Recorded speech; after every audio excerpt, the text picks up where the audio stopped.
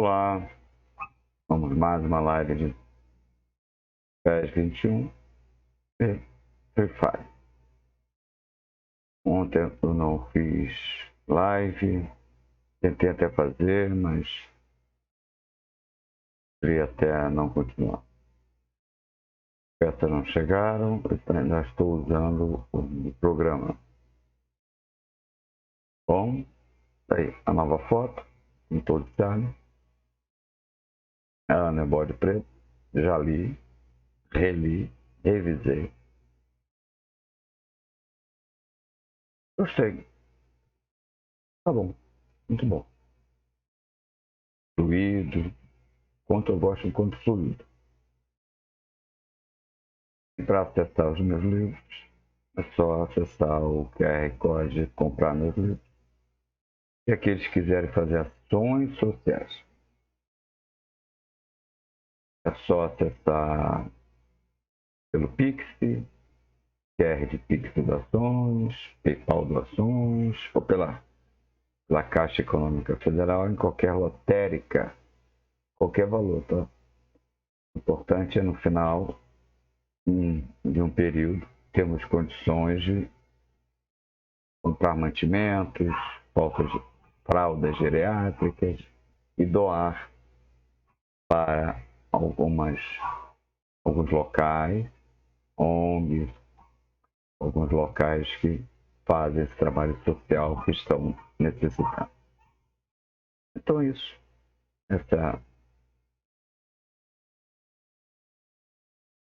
O restante está tudo bem. Estou guardando já algumas coisas para onde ficar. Com relação ao novo livro, eu já estou compondo, tá? E é isso. Tá bom, galera? Então vamos ao jogo. Espero que corra tudo na mais perfeita ordem, né? Como sempre. Tenhamos uma boa live. Tem horas que dá vontade até parar de jogar e ficar batendo papo, conversando. Dá vontade de fazer isso às vezes. Tá? Porque essa é a minha vida. Isso é o que eu sou. Isso é o que eu entendo. Isso que eu tenho profundo saber, né? Com relação a passar as informações para frente. Poesia, técnicas de escrita, né?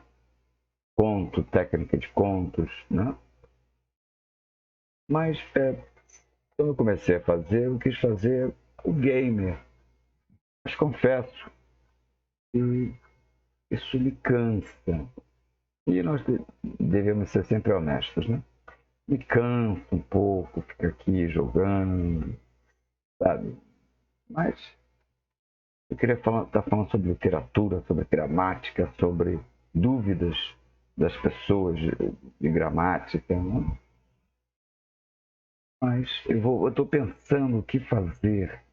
Um exemplo, uma live eu faço de game, a outra só na conversa.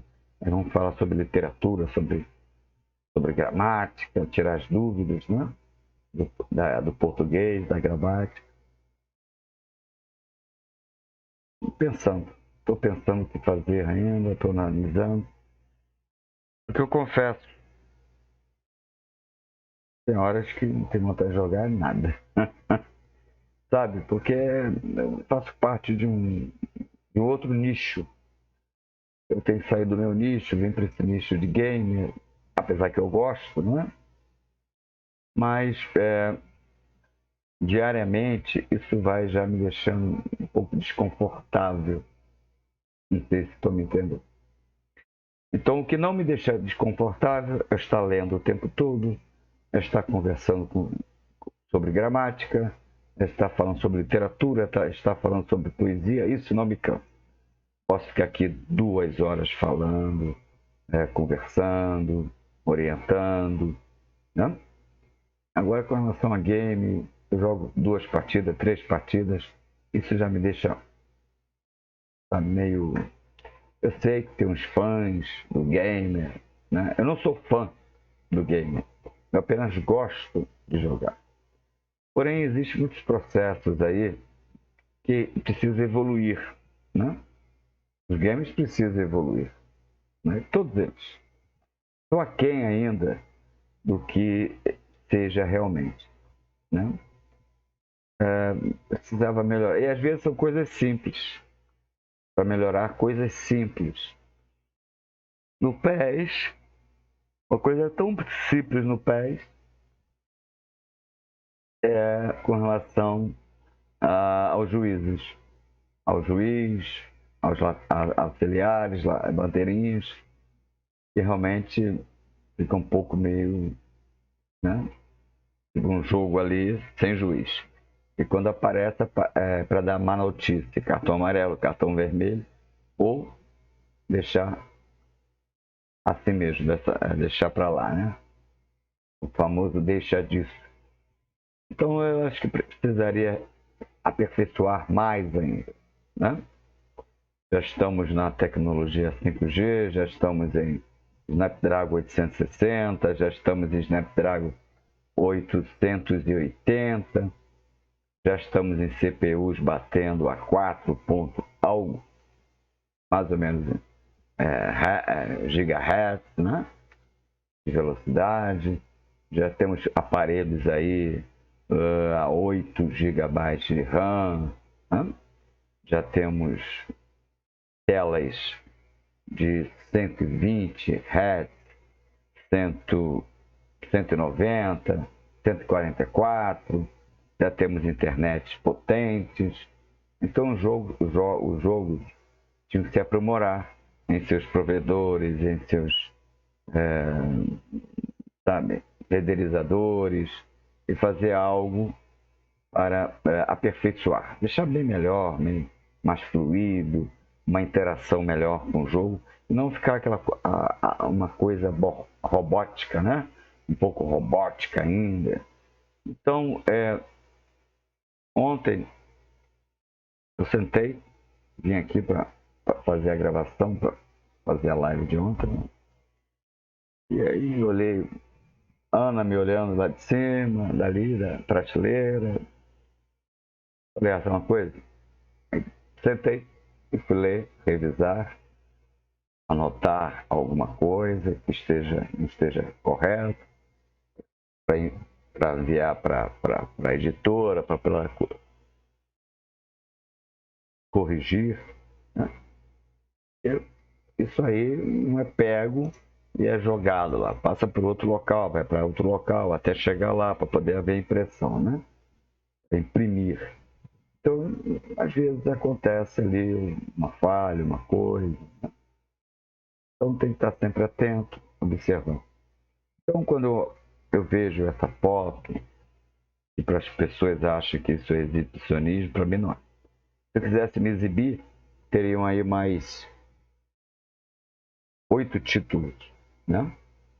E não tem necessidade. Esse aí, só para ficar assim, bem catalogado, direitinho, né? São meus filhos, cada um com seu tempo, com sua história, com um momento vivenciado que eu vivenciei para escrever cada um deles. E para alguém não é importante, para mim o é. E para o Deus, muito mais, porque é através dele que me coube o dom. É dado por Deus. O homem não consegue criar dom nenhum. Faculdade, universidade, doutorado, PhD não dá dom a ninguém. Tá bom?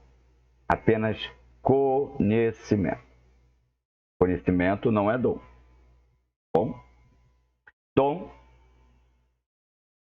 é você passar por uma praça e ter lá um garotinho de 7 anos tocando guitarra. Isso é dom. Ou você acha que aquela criança de 7 anos, 8 anos, 9 anos, tem doutorado, passou por universidade, passou... Não, não, não, não. Ele tem um dom natural da música, entende? Essa é a diferença entre os críticos que estudam e acham que sabem tudo, e aqueles que estudam, como no meu caso, forma, mas o que interage mesmo tem que ter o conhecimento do ato, tem que saber escrever, você tem que saber, né? Obviamente, né? Claro. Mas o que pesa na balança é o dom, é o dom em si, e não o conhecimento. O conhecimento nesse momento vai significar o quê? Nada. Um exemplo, Van Gogh. Van Gogh passou por faculdade, por universidade, doutorado, era PhD, né? Apenas pegava, colocava, pregava as telas, que naquela época esticava, pregava, colocava debaixo do braço, o tripé, o estojo, e saía andando, obviamente, precisava correr. Escolhia o melhor local e pintava. Viu? Esse é o dom. O dom dado por Deus.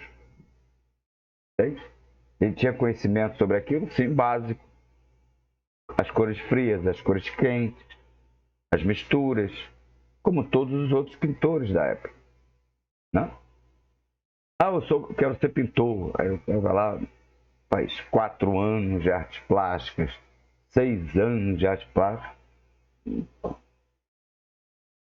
Só para saber usar um lápis carvão, fazer os bolsos.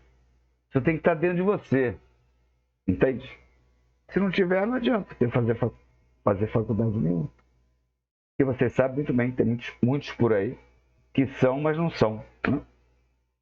São, mas não são. Aqueles que são realmente, nota-se logo que há uma diferença. Um exemplo, no meu caso, os médicos. Tem médicos que já estive frente a frente, que foram completamente, que eu enxerguei completamente vazios. Apenas o conhecimento. E não é suficiente o conhecimento. Tem que ter o dom para o ser médico. Tem que ter o dom da medicina. Compreendeste?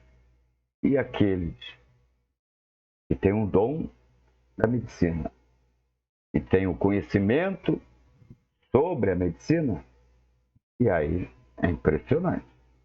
Eu já me deparei com alguns que só pelo sorriso que ele deu, porque um cérebro evoluído reconhece o outro, compreende? E aí foi mais um bate-papo, uma conversa, e ali ele já captando tudo que eu precisava, né? Já fazendo, já conversando. E aquele outro não teve a capacidade nem de levantar olhar para a pessoa, olhar para a pessoa. Essas pessoas que fazem advogados, médicos, enfermeiros, blá, blá, blá, e todos os engenheiros, eles não têm o dom, eles têm só o conhecimento. Por isso que eles são assim, frios. Não tem dom. Porque o dom é superior ao conhecimento. Está muito acima. Entende?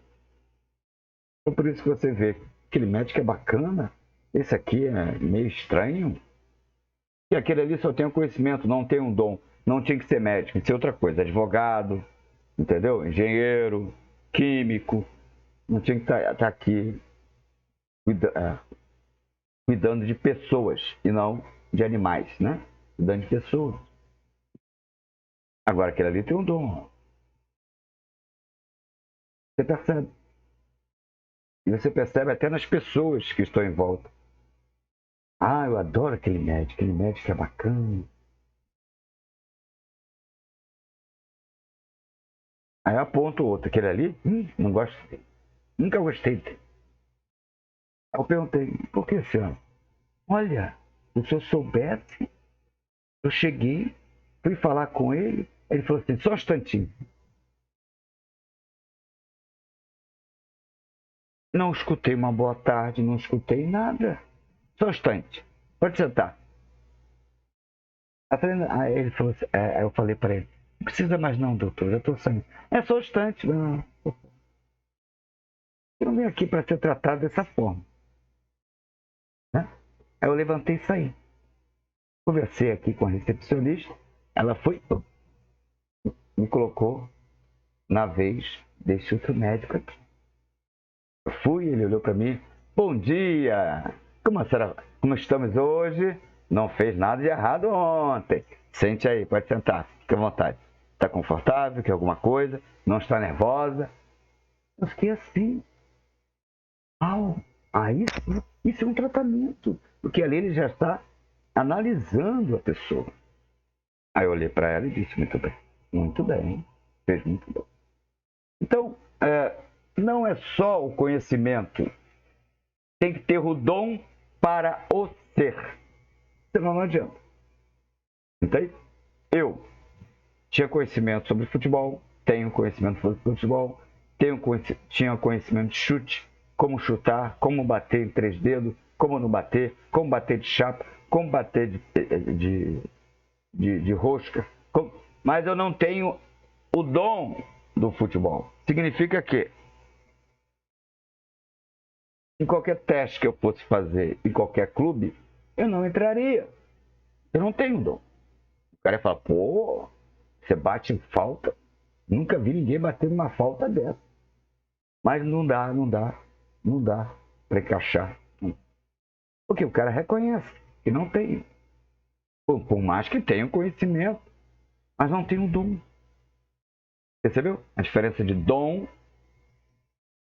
para conhecimento? Então quem? Professores. Mesma coisa.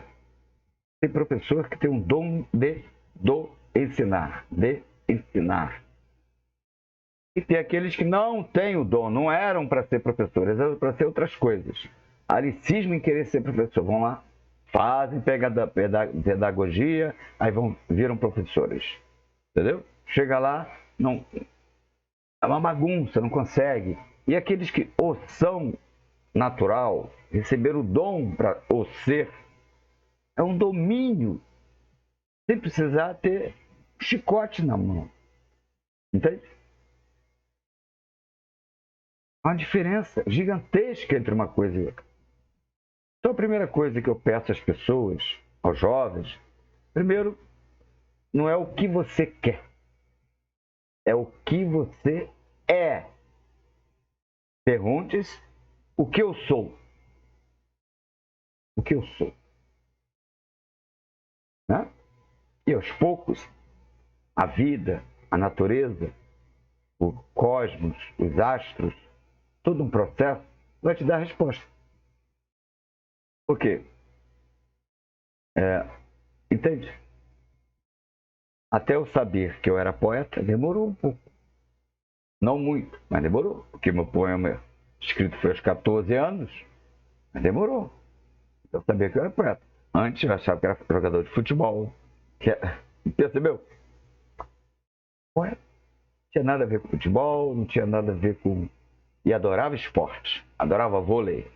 Adoro vôlei. Não posso mais jogar, né? Por favor. Mas eu gosto de esporte. Não sou Sagitário, sou Escorpião.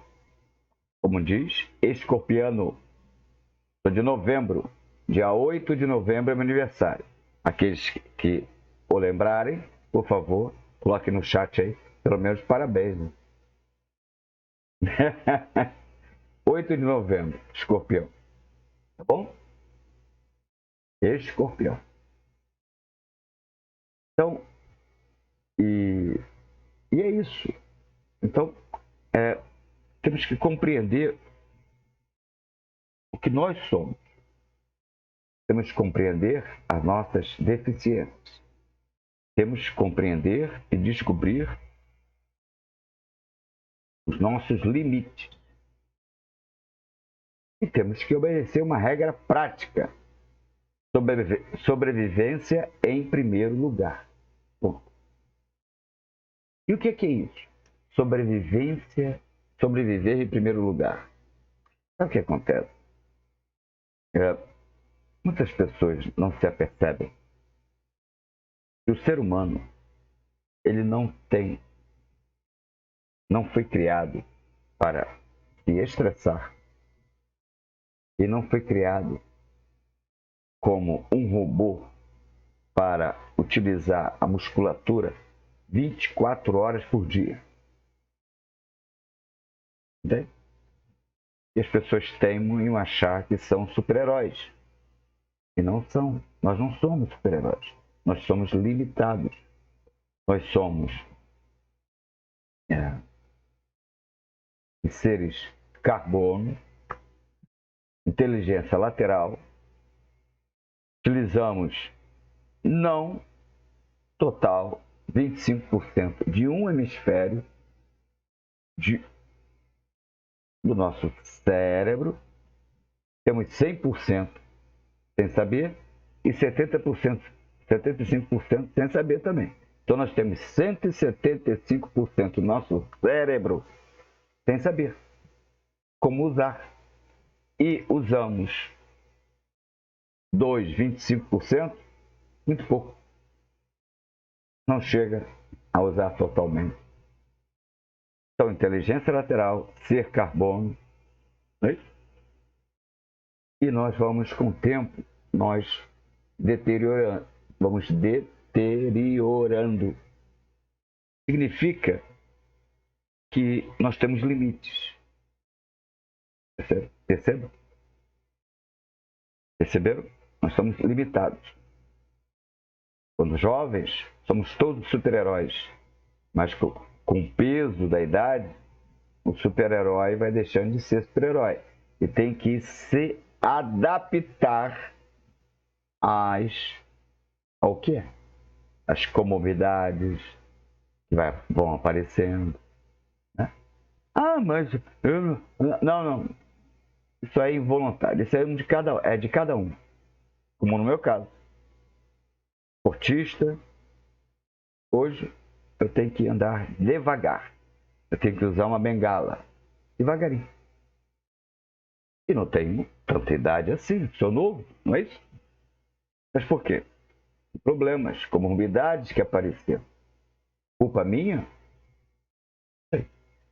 Você vai se culpar pelas suas próprias doenças? Você tem que se culpar por não tratá-las. É outra coisa. Ou então, esquecer que tem comorbidades e achar que é super-herói. Querer, né? Levantar o tom, falar em tom, ficar brigando, discutindo. Ai, meu filho, se você tem um coração fraco, vai ficar difícil. Então, o ser humano, ele é adaptável. Adapte-se ao que você é. Tem um ditado que diz assim: aceita que dói menos. Ditado popular que diz: aceite que dói menos. Mas é verdade, uma pura verdade. Aceite que dói menos. Não adianta você querer lutar contra. Você tem que adaptar-se àquilo. Então, aqueles que são hipertensos, por favor, não discutam à toa. Afiram suas pressões constantemente para ver se está tudo certinho. Aqueles que são hipotensos, pressão baixa, por favor, se sentiu tontura, não vai carregar peso, você vai cair. Então nós temos que ter um cuidado com nós mesmos. Perceberam? Aqueles que são nervosos, não fiquem assistindo coisas que vai estressar você. Coloca fone no ouvido, vai escutar música. Se o teu time está perdendo, se não está perdendo, se o teu time está ganhando. Veja, você não ganha nada com isso. Quem ganha são os jogadores e o clube. Você está só se lascando. E o remédio controlado que você toma aí, a tarja preta, o governo não dá. Você tem que comprar do teu bolso de 3 em 3 meses. Não é isso? Beleza? Os times te dão remédio, pelo menos? Não. Então, para que você vai se estressando? Ficar se estressando vendo o teu time jogar. E você não tem time nenhum. O time não é teu, isso é uma ilusão criada na tua cabeça. Por isso que desde jovem, gente, dos 12 em diante, quando eu já tinha essa consciência, ela não surgiu depois que eu virei acadêmico, não. Eu já era acadêmico desde os 12 anos de idade. Eu já era escritor, poeta, desde que nasci. Desde o momento que eu fui concebido, eu já estava moldado para eu ser poeta, contista, acadêmico, escritor, intelectual, pintor, musicista. Pintor, musicista, tudo isso. Eu tenho telas minhas pintadas aqui. A óleo, com lápis carvão. Nunca frequentei um curso de desenho. Para quê? Já está dentro de mim o dom, é só freio. Mas para que é isso? Por causa da estética que a poesia pede. É um conjunto de coisas necessárias. Um poeta, ele é pintor. Poeta, ele é... Vamos lá. Um poeta é um matemático, é um químico, é um físico e é um geógrafo. Geografia, química, física e matemática. Um poeta esses 4 elementos. Um poeta. O poeta, ele é musicista, ele é pintor. Musicista, pintor. Olha. Que mais?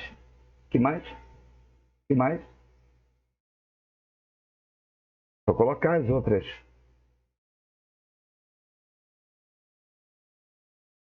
Vocês acham que um poeta é o quê? O que é ser um poeta? É ficar pensando, viajando na maionese e depois escrever meia dúzia de palavras que ninguém entende nada?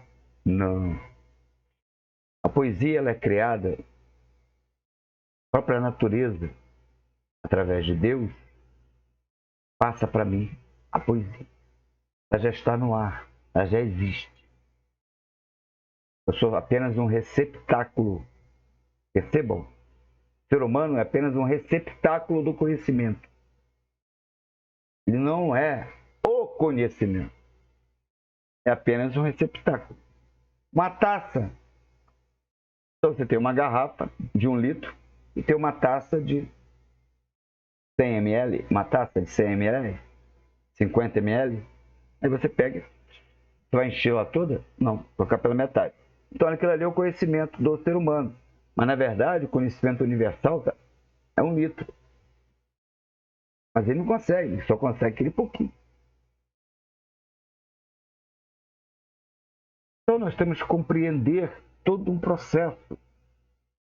Não adianta a filosofia vir com argumentos como se penso, logo existo, não é? Ou coisa parecida, tão... Aí vai começar a haver controvérsias, contraditas, como os animais. Os animais pensam? Pensam ou não pensam? Não, é extinto. É extinto. Foi provado por A mais B aí, que tem um pássaro aí, entendeu? Para ele obter comida, ele tem que esperar o parceiro chegar para poder puxar os 2 fios juntos. Porque se ele puxar sozinho, a comida não vem. Então ele tem que ficar lá esperando o parceiro entrar no local para os 2 juntos pegarem a cordinha e puxar para puxar. Puxou a cordinha, aparece. Ah, isso aí é coisa que foi ensinada. Não! Essa ave, ela está pensando ou isso é só um instinto?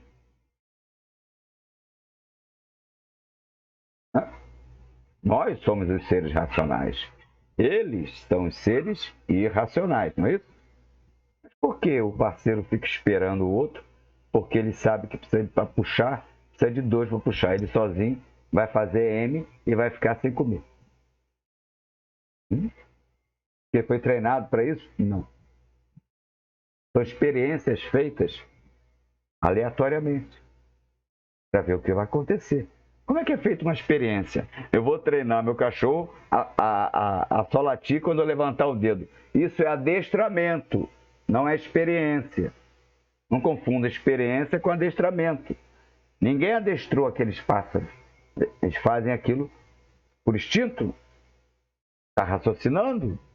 Eles pensam? Uau! Qual é a resposta? O que a ciência tem a dizer sobre isso? Não, eles são irracionais. Me explique sobre o formigueiro. Por que o formigueiro existe? E daquela forma, desde que o mundo é mundo, o formigueiro é da mesma forma sempre. Uma comunidade entre trabalhadores, soldados, até chegar à rainha. Tudo que é pego, entendeu? É levado para ser transformado em um muco para alimentar a colmeia. Como é que fica aí? Como? Se identifica através de feromônio. Como explicar? A teoria da evolução tendo os formigueiros, que desde que são, continuam sendo. Não era para ter evoluído já? Por que eles são da mesma forma? Então, um formigueiro derruba a teoria da evolução. Um formigueiro. Complicado, né? Continua da mesma forma, então evoluiu tudo menos as formigas. Não evoluíram as formigas. E elas são da mesma forma. Uma comunidade. Tem os soldados, né? Tem os trabalhadores, tem os soldados, tem os vigias, tem tudo. Uma comunidade. Eles sabem quando estão sendo atacados, quem tem que reagir, quem não tem, como proteger a rainha, como defender a rainha. Como é que... Isso é estratégia. Uau, uma formiga tendo estratégia. Não tem não? Como é que é? Vocês nunca viram? Ah, mas isso já é instinto, não, isso é estratégia. Gente. Como é que você vai atacar teu inimigo? Cortando o meio de locomoção deles. Quando eles atacam nas patas. Prau! Cortou, prá! Tende a cair. Não? Isso é o que? Instinto ou estratégia de luta? Cortou as patas, tende a cair. Caiu, vai fazer o que da vida agora? Vai ficar se arrastando para lutar? Não tem como. Então, nós temos que compreender muitas coisas. Nós estamos em evolução ainda. Eu estou em evolução, você está em evolução. O que é faculdade e o que é universidade, mestrado, doutorado, PhD? Apenas conhecimento. Entende? Por mais que você seja, que você queira ser poeta, você pode formar-se em literatura. Em literatura, forma-se em literatura. E aí? Você vai saber escrever? Vai. Porque você formou-se em literatura, você vai saber escrever, você vai saber revisar o texto, vai saber onde coloca a vírgula, onde coloca a crase, o pronome, se vem antes ou depois do verbo. Você vai saber escrever. Porém, esta pessoa que se acha poeta vai ficar ali por horas tentando descobrir agora como ele criar a poesia, já que ele tem um conhecimento do fazer. Como criar? Só se você não é um receptáculo, não encaixa, o dom vai passar e vai embora. Não vai fazer leitura, não vai ter leitura. Compreendeu? eu sou poeta. Olha a poesia passando, vai embora. Aí tem um aqui, ó, bem aqui, outro, o B, que não tem um conhecimento sobre, não formou-se, não se formou, não formou-se, escreve mediano, conhecimento de segundo grau, pelo menos, mas tem o dom. Aí o dom vem aqui, ó, pum, encaixa, pá, acoplou, porque aquele ali tem o dom, é o receptáculo. Aquele lá, formado em literatura, formado, tem PhD em literatura, não vai adiantar de nada, não vai conseguir escrever um verso sequer, porque a poesia vai passar batido por ele, não vai nem vê-lo, porque nós somos cores energéticas. Por isso que eu disse, expliquei sobre a cor, cores energéticas em que vai se identificar. Perceberam? Compreenderam? Uma coisa tão simples, básica, de uma vida, de um ser, de um dom. Não adianta eu querer ser jogador de basquete. A minha altura já impede. Ah, você pode ser pivô, mas não dá. Eu não tenho o dom para aquilo. Compreenderam? Perceberam o que eu estou tentando dizer? Então, pensem assim. O universo é cores. Nós, em nossa capacidade, somos cores. Então, marrom com marrom, azul com azul, amarelo com amarelo, verde com verde. Compreendeste?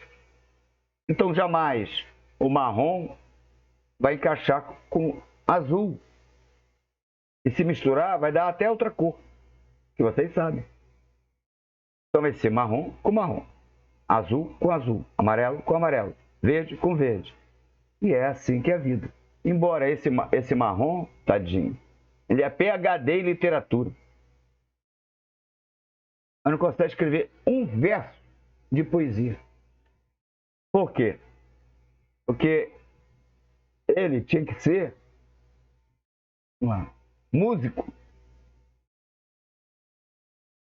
Aí vem a cor da música, vamos lá, músico.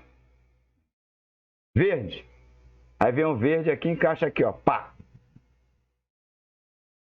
Aí vai ficar ali, encaixado ali, ó, o verde.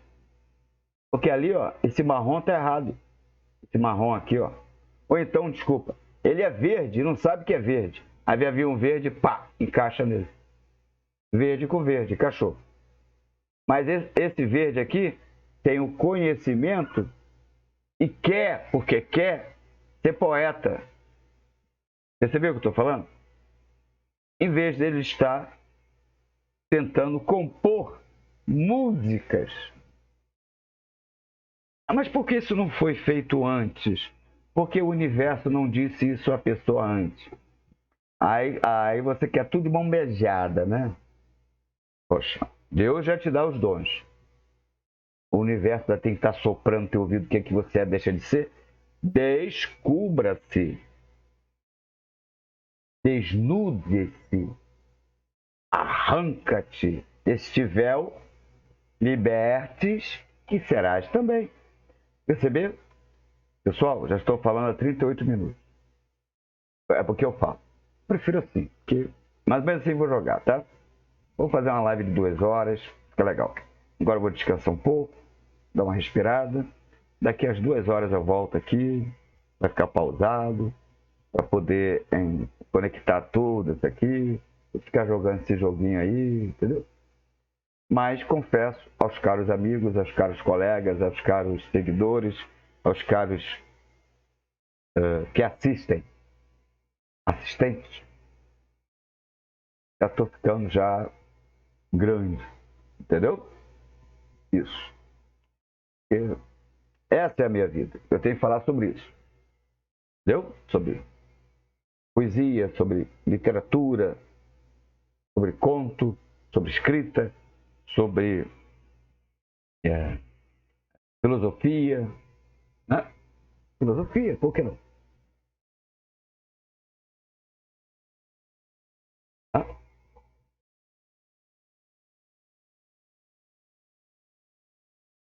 sonhos.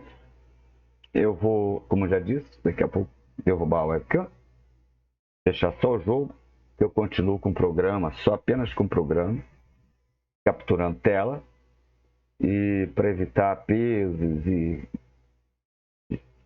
distorções de som com imagem, para ficar uma coisa fluida, né? Para ficar bonitinho. Aí já é a geometria. Geometria. Viu aí? Tá bom?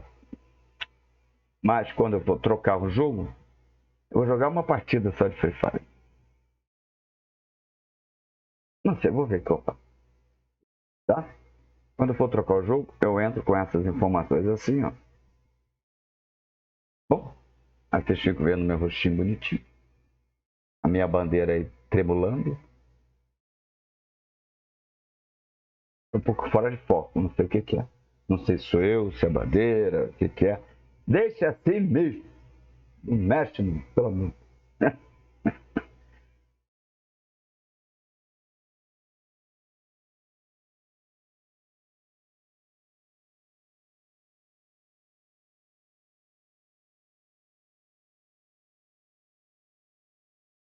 Voltei.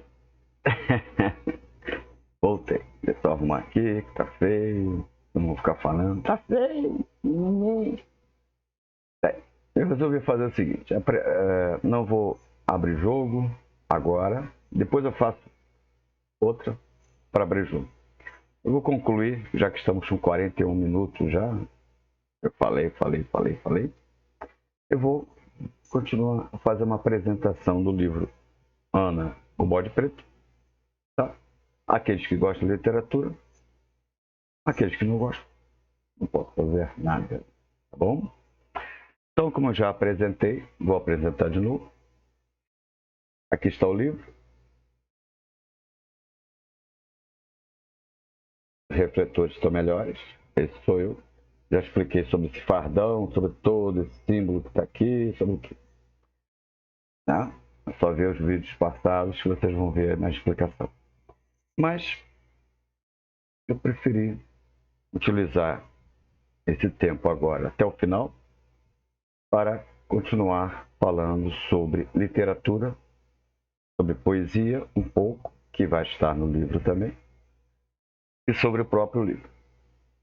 Então, o que é Ana? Ana, como está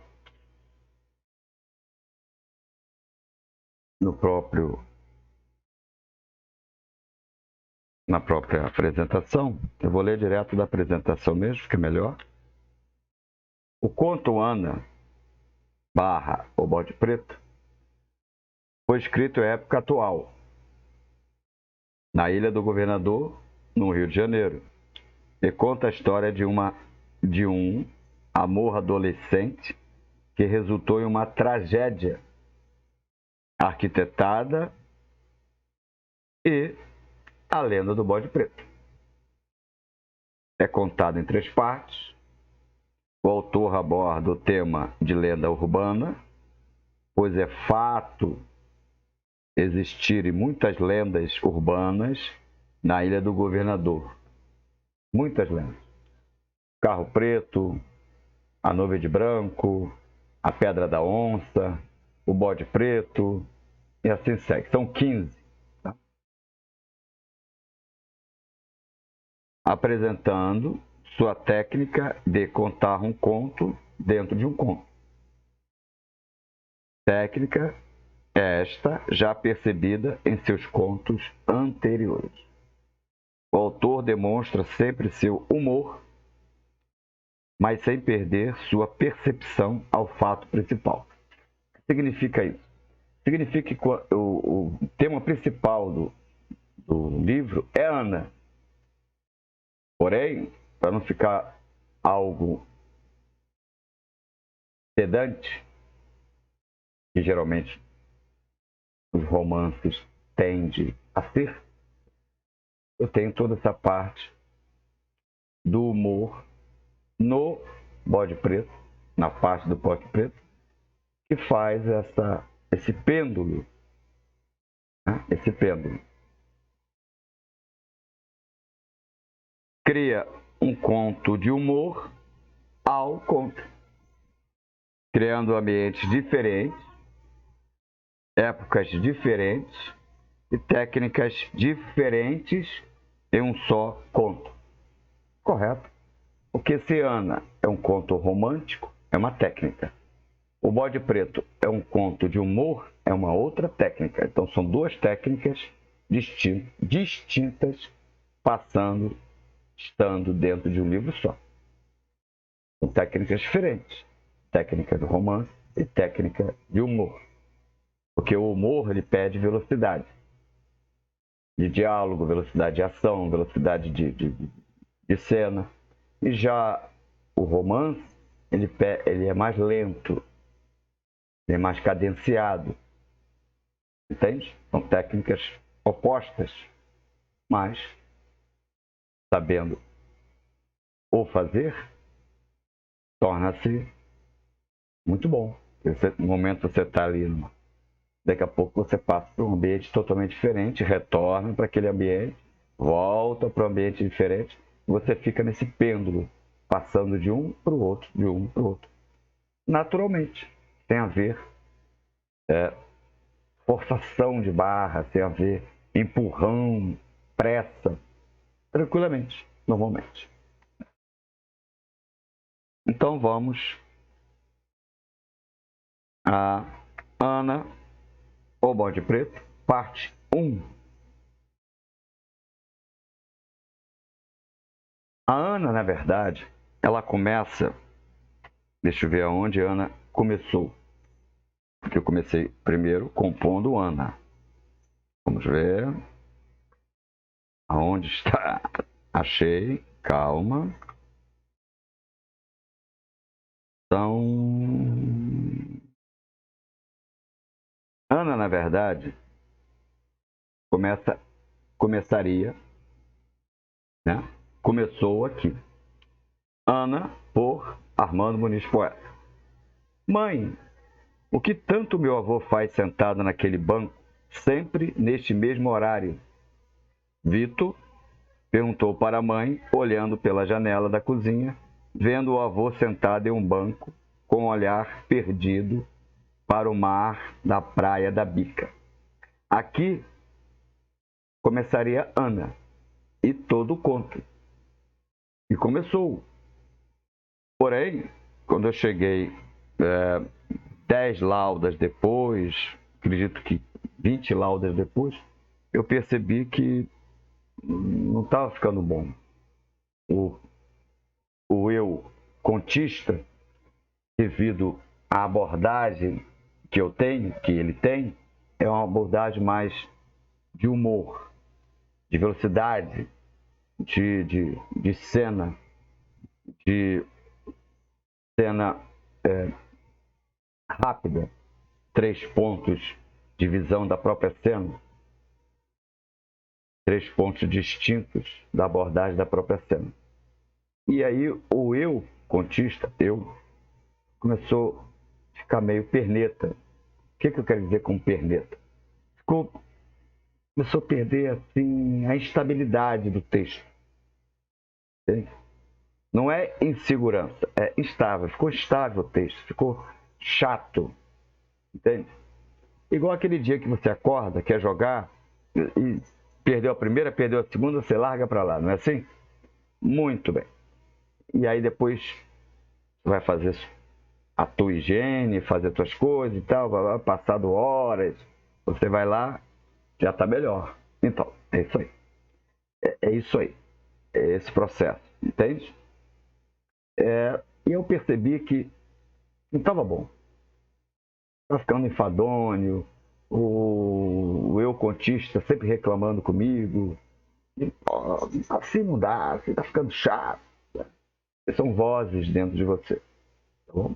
Isso não é problema neural. Isso é dom. É outra coisa. É outro nível. É acima de PhD, tá bom?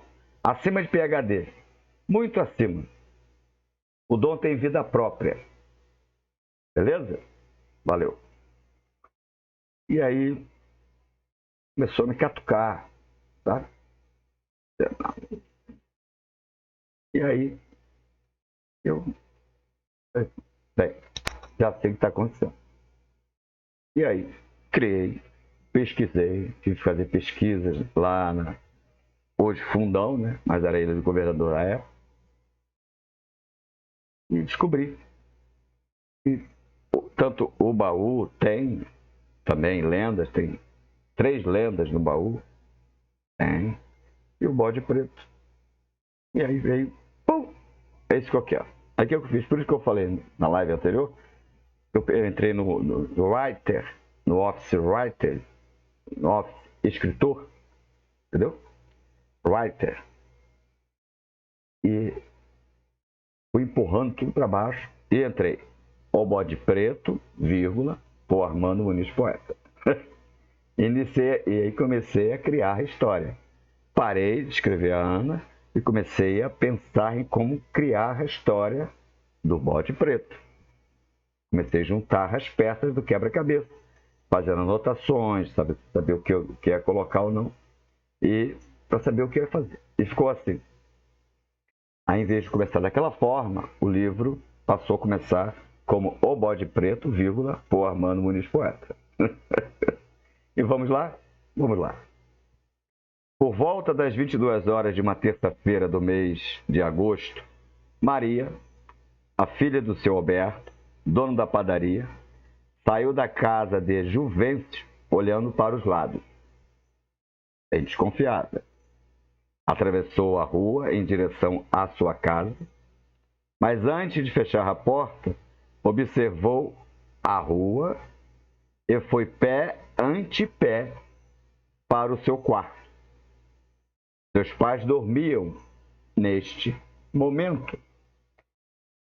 Então, uma personagem sai da casa de outro personagem por volta das 22 horas, desconfiada,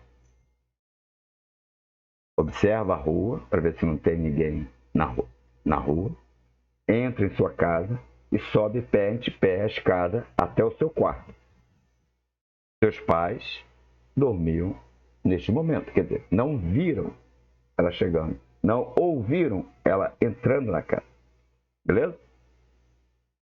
Um mês passou e alguma coisa estava acontecendo na casa do seu Alberto. Eram 15 horas, quando Maria, chorando, abraçou o pai, mas por não entender, logo gritou à esposa. O que está acontecendo, Maria? Disse a mãe, enxugando as mãos com um olhar preocupado. Por quê? Ela estava na cozinha. Então aqui já demonstra uma cena, ela vindo da cozinha, secando as mãos do pano de prato. Observa essa cena, entende? O pai, coitado, sem saber o que fazer, pois Maria chorava compulsivamente, ficou desesperado. Diga, minha flor, o que aconteceu? Mas nada de Maria abrir a boca. Filha, diga logo, pois já estou ficando nervosa. Essa é a mãe, né? Calma, mulher. Ó, o pai defendendo sempre. Calma, mulher, calma. Espere um pouco ela se acalmar. Estou calma. Mas se ela não falar e ficar chorando, o que posso fazer? Filha, por favor, sua mãe está certa. Diga. Mas nada de Maria abrir a boca. Olhe só, mocinha, se não falar agora. Nem concluiu a frase, pois o que saiu lentamente dos lábios de Maria a fez gelar. O bode preto,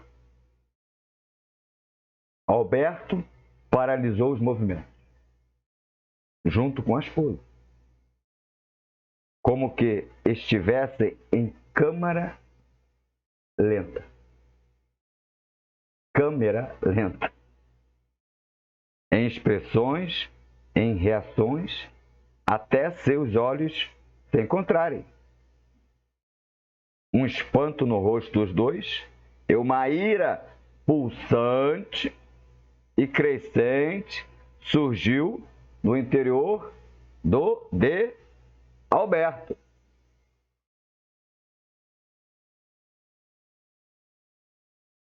Não! Gritou Alberto, cambaleando até a mesa da sala.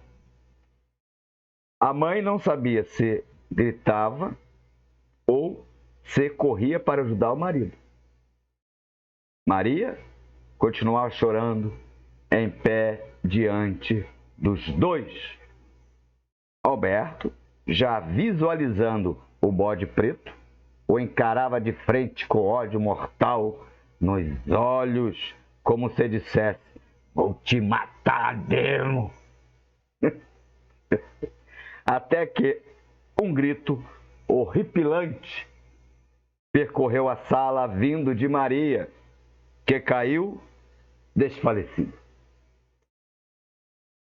Um corre-corre generalizado houve para amparar a filha, enquanto pediam ajuda ao Ivo, irmão de Maria, que corresse para chamar o médico.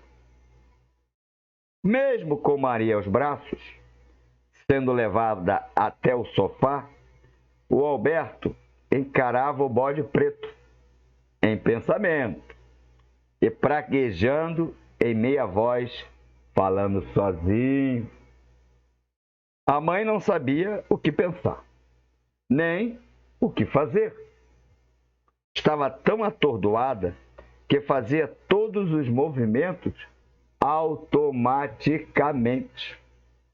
O médico veio rápido e pôs-se a examinar Maria, enquanto o pai gritava que tinha sido atacada pelo bode preto. O médico não deu atenção, pois estava atento ao diagnóstico. Então, doutor, perguntou Alberto nervoso.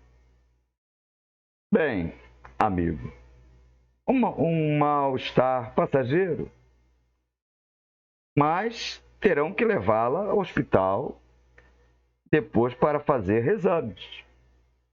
O Alberto, coitado, contorcendo as mãos, confirmava com a cabeça cada palavra que o médico dizia.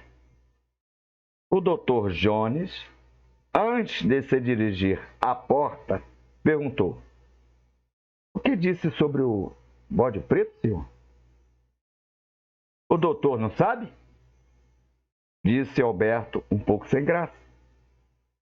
Não, sou novo na ilha. Minha esposa e eu nos mudamos só há alguns meses. Sou amigo do doutor Getúlio.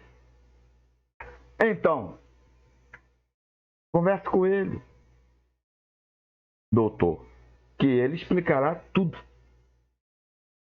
Depois de conduzir o médico até a porta, Alberto virou-se para a esposa e disse: e agora?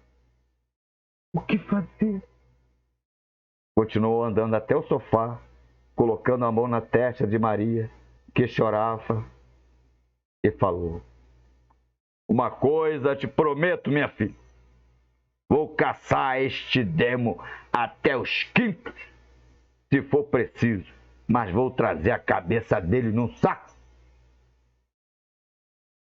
Do lado de fora, muitos curiosos já estavam falando sobre o assunto, e cada conto aumentava o ponto, ao ponto de alegarem absurdos.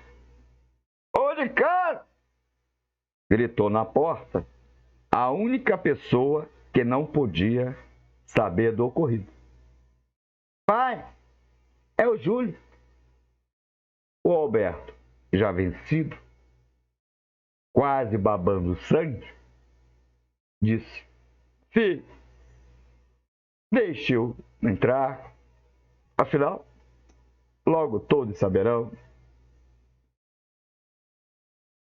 Depois de 2 horas dentro da casa do Alberto, o Júlio saiu rapidamente, cumprimentando as pessoas que estavam em frente e passou os olhos por toda a rua.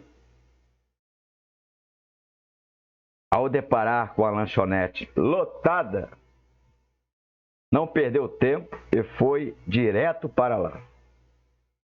Todos curiosos em saber o que estava acontecendo, logo ofereceram uma cadeira, outro uma cerveja, outro salgadinho, foram sentando em volta para saber do ocorrido. Foi o bode preto, alegou veemente o Júlio. Foi tão abrupto o modo que falou e a forma que todos estatelaram de boca aberta.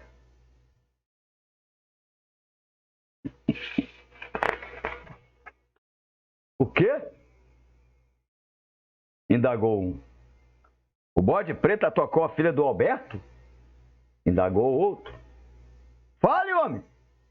Desesperou outro. Sim!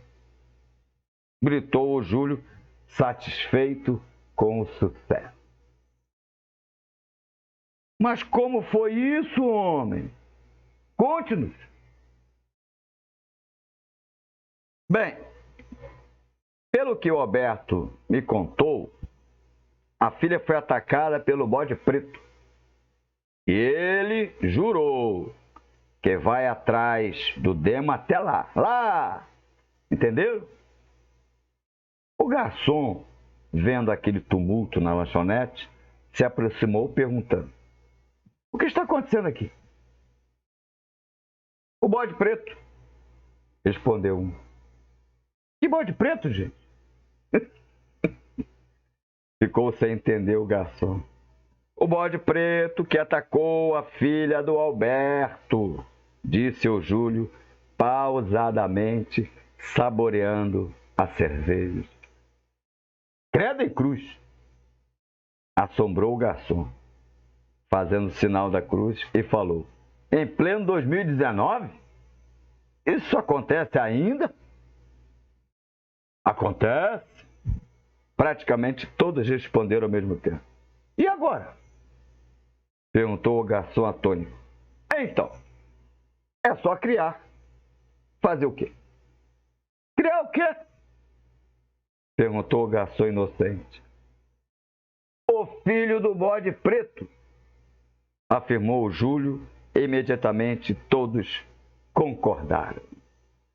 O garçom, coitado, todo sem jeito, atônito, alegou: perdido.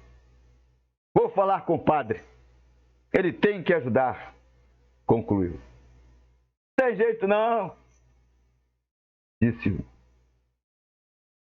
o Roberto, dono da lanchonete, olhou para o Chico dizendo: vá, Chico, vá falar com o padre, mas vê se não demora. E lá foi o garçom Chico em direção à igreja. Atravessando a rua, enfurecido, o Alberto quase deu de contra com o pobre do garçom que ia cumprimentá-lo, mas, percebendo a fúria em seus olhos, tratou de ficar quieto. Mesmo a pedido da esposa, para que ele não fosse dar parte do ataque, o Alberto não escutou. Entrando na delegacia, perguntou pelo delegado. Ele foi pedido alguns instantes. O delegado olhou de sua sala e, o reconhecendo, veio em sua direção. Fale, Alberto, o que está acontecendo? Era visível o transtorno no rosto do homem. Logo o delegado pediu que trouxessem água e o conduziu para a sua sala. Fale, amigo, disse o delegado. Calma. Vim denunciar um ataque à minha filha. O delegado ficou surpreso. O que aconteceu? Perguntou já com a caneta e papel à mão. O bode preto. Quê? O bode preto atacou minha filha? O delegado, embora estivesse sério, quase perdeu o controle e riu.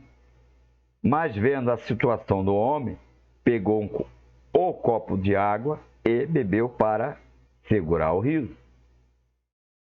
Pediu um instante, levantou e chamou a inspetora mais antiga que se encontrava presente. Sim, doutor, o que quer?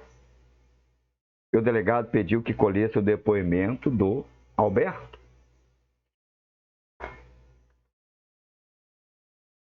De vez ou outra, o delegado passava a vista na sala em frente em que foi levado o Alberto e era perceptível que a inspetora entendia tudo o que estava acontecendo. E isto deixou o delegado mais calmo. Depois de 40 minutos, o Alberto levantou, agradecendo, fez sinal com a cabeça ao delegado pelo vidro da janela. O que foi isso? O delegado perguntou à inspetora. O doutor não conhece as lendas da ilha? Não. Então, a lenda do bode preto que ataca meninas e as fertiliza? Ora, isso é uma bobagem, alegou o delegado. Bem, bobagem ou não, casos houve, doutor. Uns mais antigos, outros menos, mas sempre houve. E o que fará? Já que este pai teve a coragem de denunciar, irei colher o depoimento da filha. Então faça isso e deixe-me a par de tudo. Embora o delegado fosse jovem na ilha, ver um pai naquele estado deplorável o deixou muito chateado, pois apesar de jovem, também era pai.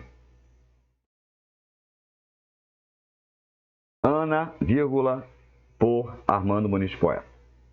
Na casa de Vitor, Carla bate a porta. Vitor está?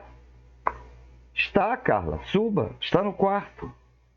Depois de beijar a mãe de Vitor, Carla subiu ao quarto. Oi, que horas são?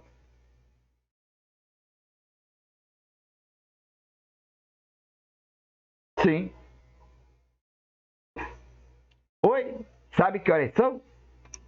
Sim, estou passando a matéria da prova. Ótimo. Sabe o que aconteceu com a Maria? Não. Foi atacada pelo bode preto, segundo ela. Como assim? O bode preto, a lenda. Ah, sim. Ainda existem essas coisas? Parece que sim. Todos estão comentando.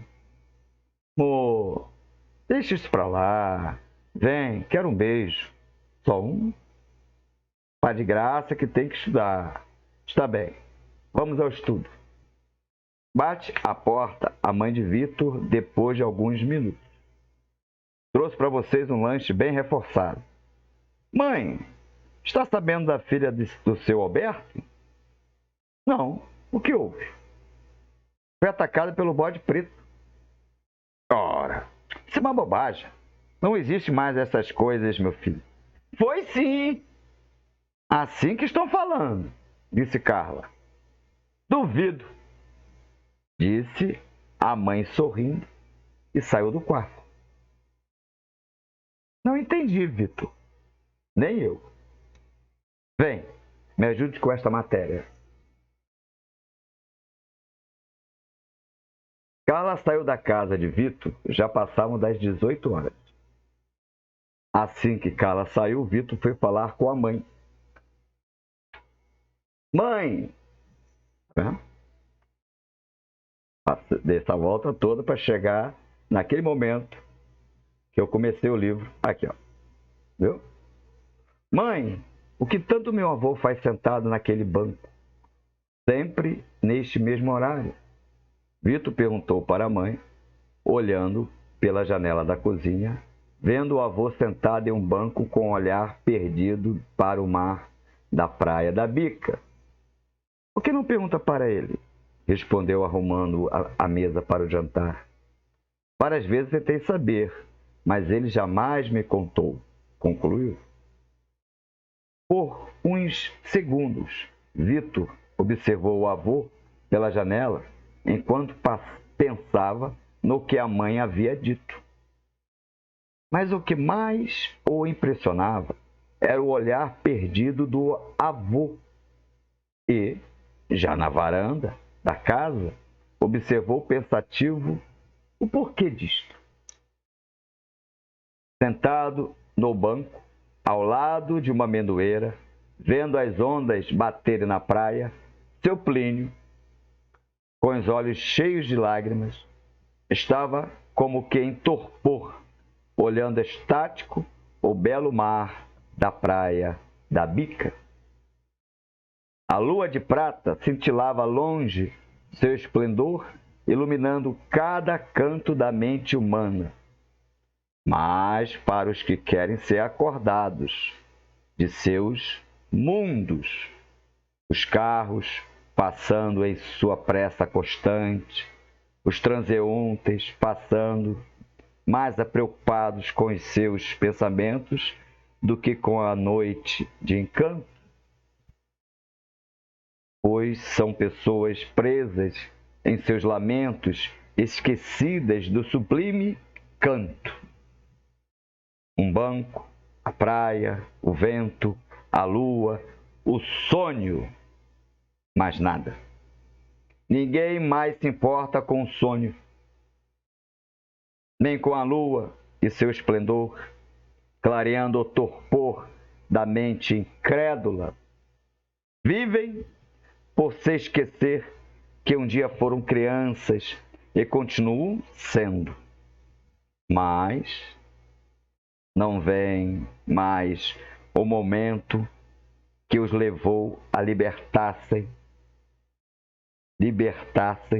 de qualquer sofrimento e apenas sentir o esplendor da vida, que sempre ensina e diz que tudo passa e que sejam sempre o que sempre foram e vivam felizes, mesmo estando tristes, pois tudo passa, até mesmo a tristeza. E se vivem apenas por viver, o que adianta o esforço da lua, da natureza, da vida, pois surdos ao tempo vivem presos em seus lamentos? O trailer repleto de seres envolvidos com os seus, mesas expostas em grupos de assuntos muitos e risos soltos para todo lado. Assuntos diversos pelo som embolado nas palavras descontroladas pelas mesas dos lados. Sons e mais sons, como uma orquestra afinando seus instrumentos. Sons desencontrados, porém, entendem-se, pois riem sincronizados à piada, à história, à fofoca. Olhos atentos de moças aos seus rapazes, de vez outra, sorrindo, passando os olhos aos outros belos do lado, sem ser notada. O rapaz, encantado pelos olhos e sorriso solto, nem percebe que fala demais e já está demais. Outro beija apaixonado, parecendo que o mundo vai acabar e, sem respirar, entrelaçados, beijam-se e a cerveja a esquentar. Moças lindas, tatuadas, contando sua jornada de trabalho. O garçom profissional ri para tudo, até se pisar em seu pé.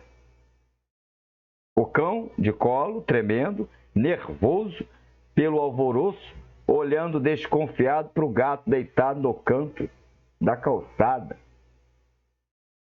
Os carros perfilados, lindos, bem lavados, brilham ao luar, enquanto os seus donos, jovens, homens, senhores, bebem sem parar. E o assunto jamais para, como uma torcida animada falando sem parar. Mas a vida dita as regras, e o tempo não espera o jogo empatar. E, antes que se espere, silencia a conversa, e uns não podem mais jogar. Porém, faz parte. Assim dizem. Mas se realmente entendessem, iam compreender que cada segundo é preciso realmente viver. Pela calçada, espalhados, alguns afinam sem saber um violão. Coitado, que apanha na desconstrução da escala de afinação. Palpiteiros logo apontam que o aperto está sendo feito na corda errada. Riem esses jovens, mas por pura percepção de suas incapacidades do domínio sobre o instrumento. Nada que transfira uma certa estupidez, apenas um reconhecimento no olhar por perceber a leiguice do ato. E, logo, estão batendo em qualquer coisa que emita som para fazer acompanhamento ao descompasso evidente do violonista. Mas, o que importa? O prazer do riso os leva a esta pequena e passageira insanidade. E como é bom, às vezes, esta insanidade, esses sorrisos soltos, rindo do nada, apenas por rir, mas não leva a noite inteira de risos. Pois mesmo no desencontro momentâneo, logo já estão se afinando e param de rir. Coisas de jovens, da pureza da alma embebida em uma realidade só sua. A melodia desponta, junto uns acordes, e depois a voz macia de uma jovem linda perpassa os ouvidos. Melodia sentida, tom suave e uma voz aveludada. Loira, olhos azuis, lábios carnudos, belo corpo. Sentada de pernas cruzadas, canta emocionada notas afinadas, fazendo os jovens a olhar. Uns perdidos em seus lábios, olhos, cabelos, pernas, outros olhando o céu. Ah, caro leitor, o céu que muitas vezes olhei perdido em minha mocidade, hoje o vejo nestas noites sem fim. Sinto tanto a saudade delas, sinto tantas saudades de mim.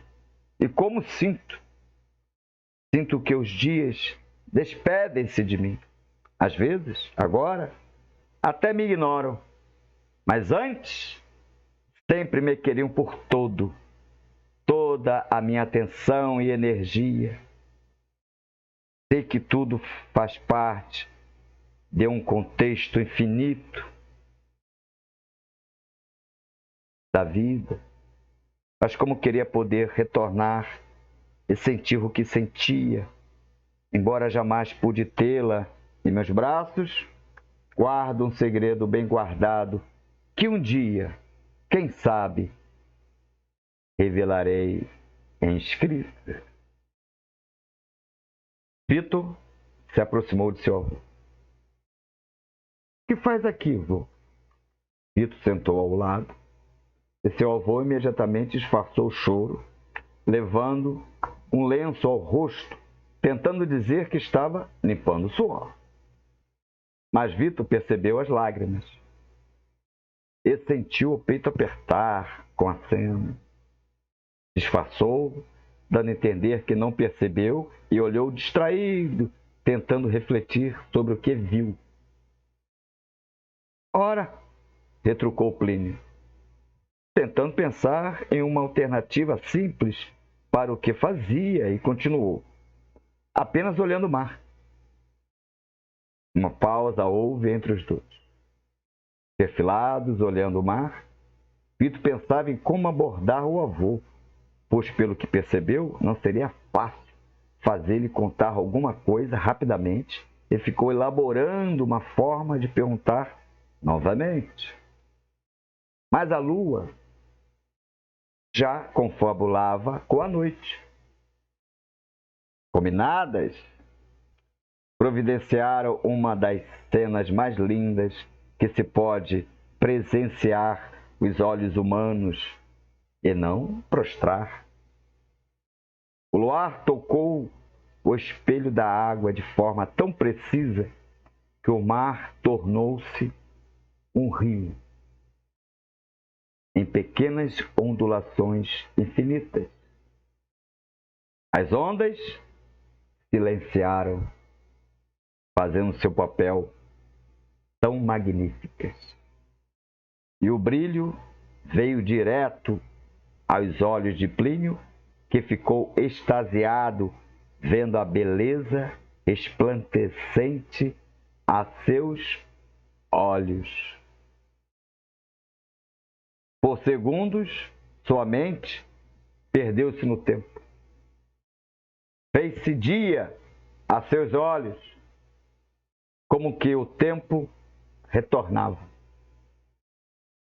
A linha de seu olhar tornou-se fixa, como que vendo uma cena passando à frente de seus olhos, e tudo aconteceu em fração de segundo. Lá estava ele e Ana, sentados na areia, num dia de sol forte. Vitor,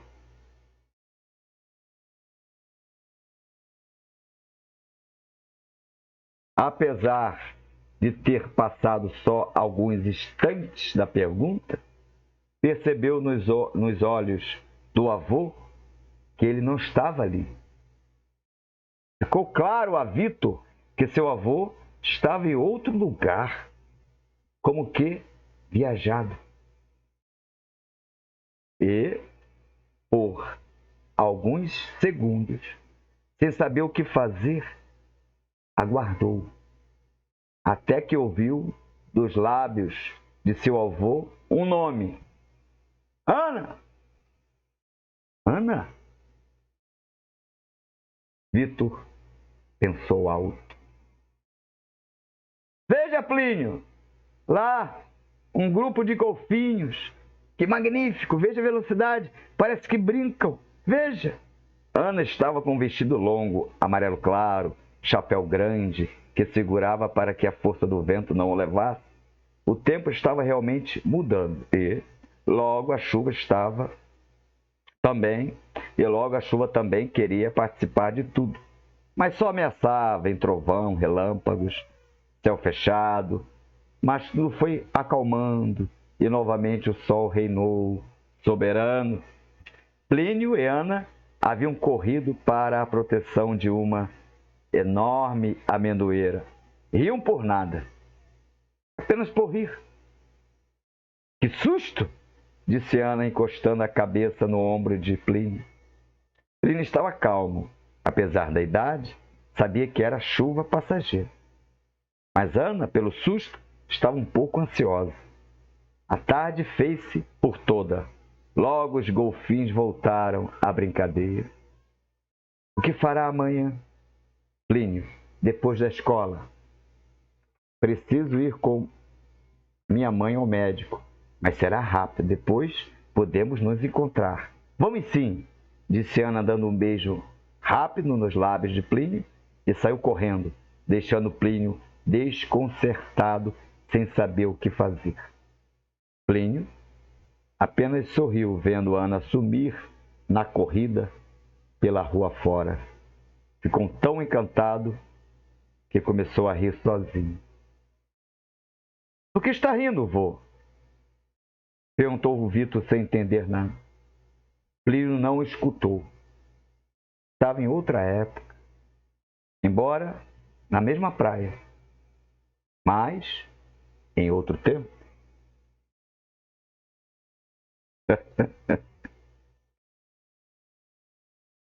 O pai de Ana sempre foi controlador, como também a mãe. Homem rico, de família, com nome famoso, segundo ele mesmo, em suas expressões, alegava que era de sangue azul. A esposa, outros 9, concordava com tudo que o marido falava, pois sua conta bancária era bem gorda e podia fazer o que quisesse com sua mesada. Família que controlava tudo, até mesmo com quem Ana falasse ou não. Controlava suas amizades, pois para eles ela era de outra estirpe. Mas Ana era Ana e nada havia puxado aos pais. E, sim, um avô muito simples que vivia em Minas Gerais, dono de muitas terras e gados, mas era homem temente a Deus e simples por natureza. Sangue para ele sempre foi de cor vermelha. A este avô, que Ana o puxou em tudo, até em seu modo de se vestir, de vestir-se. Embora, muitas vezes, chamada a atenção pela mãe e o pai, Ana tinha que usar os vestidos mais caros, mas por pressão dos pais e não por vaidade. E, em uma destas tardes de passeio da família, com seu carro caro e motorista, o pai de Ana disse: "Filha, hoje vai conhecer Ramon." Ana engoliu seco, pois não queria conhecer ninguém. "Ele é um namorado ideal para você", concluiu. Ana nada disse. Apenas passou os olhos na mãe, que a olhava como que tentando perceber alguma coisa, mas Ana baixou os olhos. Calma. Nesta manhã havia chovido e existiam poças de água pela rua. Caminhando na outra calçada vinha Plínio. Roupas simples, desatento, com os livros debaixo do braço, e nem percebeu que o carro passou por uma poça e nem teve tempo de pular e foi atingido pela água. O pai de Ana riu, dizendo: "Sai daí, seu bosta!" Isto foi bater no ouvido de Ana, como que a tivesse ofendido, e mandou o motorista parar. O motorista, sem saber o que fazer, parou o carro. Ana desceu rápido e foi até Plínio, pegando seu ponche caríssimo e o dando para se secar. Plínio estava de cabeça baixa, e quando levantou os olhos e deparou com a beleza de Ana, ficou sem saber o que dizer e o que fazer. Com Ana aconteceu o mesmo. Imediatamente sentiram que nasceram um para o outro. Atrás, aos berros, o pai de Ana saiu do carro e veio em sua direção, mas os dois não escutavam nada, nem ninguém. O olhar de ódio do pai de Ana foi percebido por Plínio e se afastou confuso com tudo. Isto é para aprender, viu? Lugar de gente como você é andando a pé e pela calçada. Meu pai, o que é isto? Retrucou Ana. Vamos agora, berrou o pai, encarando Plínio como se fosse seu pior inimigo. Plínio não sabia o que dizer e, pela confusão, o ponche de Ana ficou em sua mão. Mas Ana fez isso de propósito, só para se vingar da arrogância do pai. Este momento se passou quando ambos tinham 17 anos. Plínio terminava os estudos em um colégio público, enquanto Ana em uma escola mais conceituada do Rio de Janeiro. Então, estamos falando de 60 anos atrás, em que tudo se passou.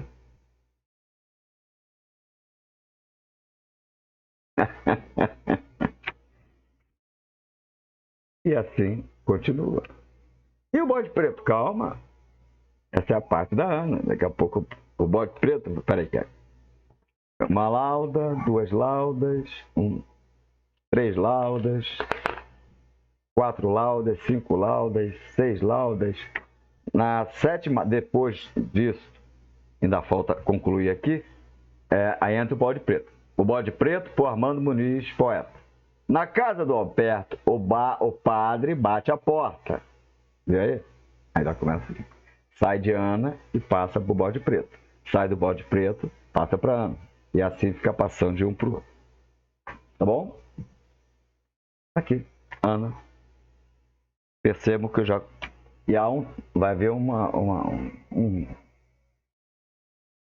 coisa horrível. Porque vai... Devido a tudo isso que já começam a perceber, vai haver realmente uma coisa assim muito chata, né? Ana, aos 18 anos, tanto Ana e Plínio aos 18 anos, vai ter muita coisa antes, mas Ana, com Plínio aos 18 anos, Ana engravida, fica grávida. O pai desconfia, a mãe também desconfia, e corre para o médico, e o pai queria saber quem era, né? E o que acontece? Assim que percebe que há a gravidez, está grávida mesmo, eles saem dali, saem do Rio de Janeiro e viajam para outros países. Desaparecem, porque ele mesmo alega que iria exterminar a vergonha da família. Mas tem muita coisa antes que vai acontecer, tá, pessoal? E vão embora.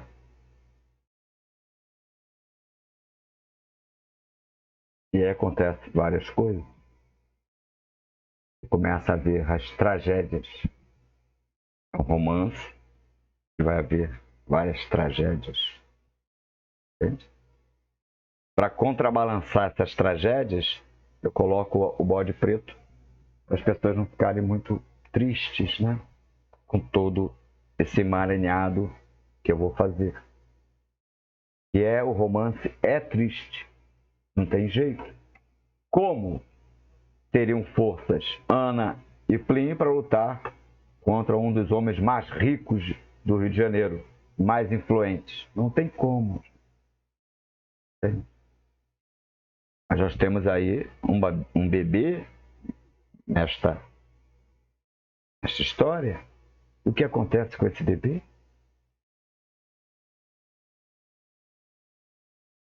O que vai acontecer com Ana? O que vai acontecer com Plínio? O Plínio, vocês perceberam que está vivo.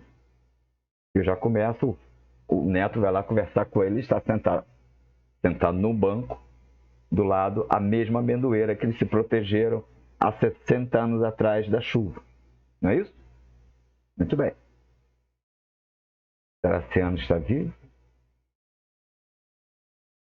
Será que seu pai, devido ter descoberto tudo, cometeu uma insanidade e matou a própria filha, ou mandou matar a própria filha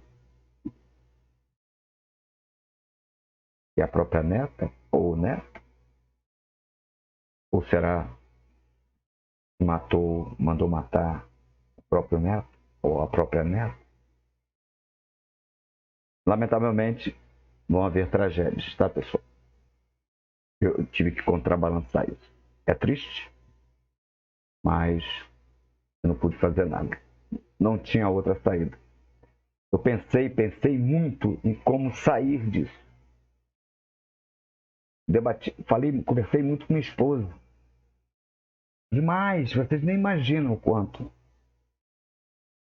Eu falava com ela, amor, mas eu não queria matar, ter morte na história. Mas não tem jeito. Porque uma pessoa influente, uma pessoa arrogante, uma pessoa má, como é o pai, não tem jeito. Não tem para onde fugir. Ela não teve tempo de fugir. Vocês compreendem? Foi pega, saíram. Assim que descobriu que ela estava grávida, a família foi embora do Brasil. Lamentável, mas... né? E Plínio, obviamente, está vivo. E tem muitas... Eu vou escondendo muitas coisas, depois vou demonstrando, vai aparecendo na história.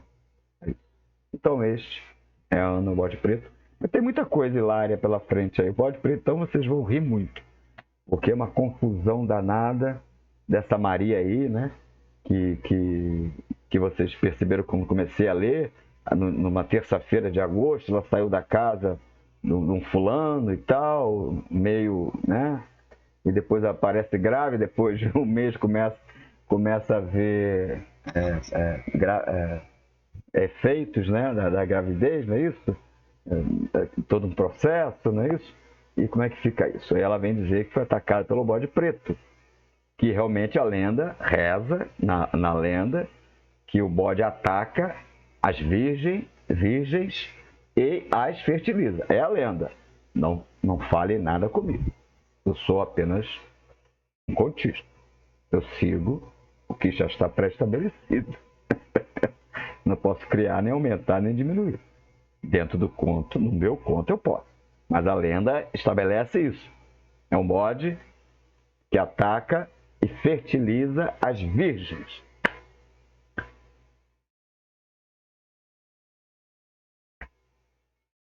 Agora, será que existe o bode? O bode? Não existe bode? Foi o Juvencio? O bode é o Juvencio? Cuidado. Que nem sempre o que eu coloco no texto são armadilhas que eu vou colocando no texto, né? Para os leitores e achando, já sei quem é o Juvencio. Já perdeu.